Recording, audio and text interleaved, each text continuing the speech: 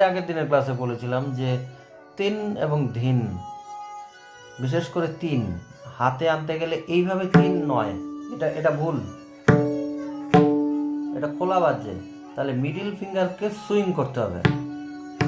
এবার এটা ভালো করে ভিডিও এবং কানে শুনে এই ফিঙ্গারটা চাপার চেষ্টা করবে, ফার্স্ট ফিঙ্গারটা খোলার চেষ্টা করবে।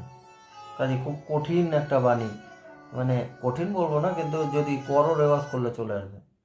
ঠিক আছে, তাহলে তিন আর এর সঙ্গে বায়া ঘে, এটা যোগ করলে হবে ধিন বা ধিন, এই অল্টারনেট। তাহলে তিন আগে রেওয়াজ করে এই টোনটাকে বার করতে হবে, এই টোন। মিডিল ফিঙ্গার তুলে দিলে এই খোলা হয়ে গেল, খোলা শুনতে ভালো লাগছে না, এটাকে চাপতে হবে জাস্ট আঙ্গুলের টাকা দিয়ে, মিডিল ফিঙ্গার মানে সেকেন্ড ফিঙ্গার, খুব হালকা হাতে রেওয়াজ করবে তিন আর ধিন।